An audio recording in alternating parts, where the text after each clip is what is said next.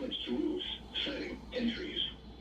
Locations impacted include Beckendorf, Clinton,